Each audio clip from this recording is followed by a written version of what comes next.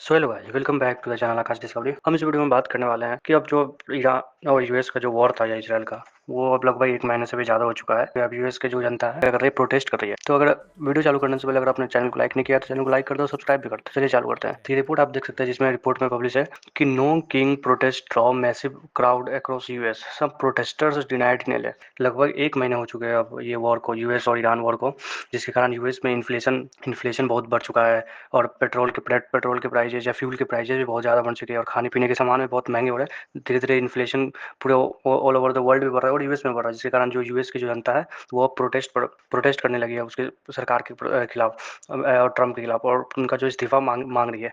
तो अमेरिकन, ये आप रिपोर्ट देख सकते हैं, दूसरी रिपोर्ट जिसमें American stage massive no king protest against Trump war over on Iran, inflation, immigration policies. महंगाई है वो दिन पर दिन बढ़ती जा रही है। नो किंग प्रोटेस्ट इसलिए बोल रहे हैं क्योंकि कुछ दिन पहले ट्रम्प ने बोला था कि जो ईरान है वो मुझे वहाँ का सुप्रीम लीडर बनाना चाहता है, जिसके कारण जो पूरी जनता है वो अब पूरे आक्रोश में है कि ट्रम्प के खिलाफ उनका उसका क्या है, इस्तीफा मांग रही है। दूसरी बात तो ये भी निकल के आ रही है कि जो ईरान है उसने यूएस के जो AWACS एयर टैंकर था उसको भी नष्ट कर दिया है, उसको भी डिस्ट्रॉय कर दिया है। वो अपने रनवे पर खड़ा था, जिसके बाद ईरान के जो मिसाइल था उसको आगे हिट करती है और उसके बाद क्या है वो डिस्ट्रॉय होता है। अच्छा, ये जो AWACS जो एयर टैंकर है ये एक जेट होता है, लेकिन ये कोई फाइटर जेट नहीं होता है जो लड़ता है। ये मिसाइल्स या एयरक्राफ्ट या ड्रोन्स को ट्रैक करने के लिए होता है। ये स्पेशली एक रडार सिस्टम के लिए होता है जो जेट के साथ चलते हैं।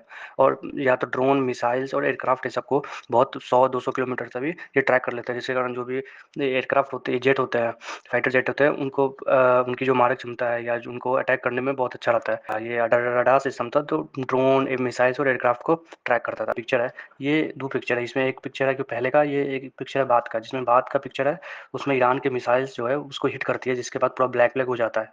और ये पिक्चर है जिसमें वो डिस्ट्रॉय हो रखा है, यूएस का जो एयरफोर्स था, जेट था, वो जेट टैंकर था, वो पूरा डिस्ट्रॉय हो रखा है। एक रिपोर्ट ये और भी निकल के आती है कि पाकिस्तान ने कल या कुछ दिन पहले ही लॉकडाउन अनाउंस कर दिया। ये अभी पूरी रिलीज तो हुई नहीं है बात है कि ये बात सही है या गलत है, लेकिन बहुत न्यूज़ पब्लिश कर रहा है, बहुत मीडिया इसको बात उठा रही है। तो ये आप देख सकते हैं इसमें, जिस रिपोर्ट में Pakistan to announce lockdown, minister issue clarification about fuel crisis. वहाँ पर क्या है कि फ्यूल की क्राइसिस हो रखी है और फ्यूल के दाम भी बहुत ज़्यादा बढ़ गए हैं। पूरी फ्यूल के कारण क्या हुआ पाकिस्तान में, शायद हो सकता है कि लॉकडाउन लग गया होगा। अगर इस पर कुछ नया जियो पॉलिटिक्स बातें या कुछ नया चीज़ें निकलते हैं तो हम आपको बताते रहेंगे। हम इस वीडियो को यहाँ पे एंड करते हैं। Thank you for watching.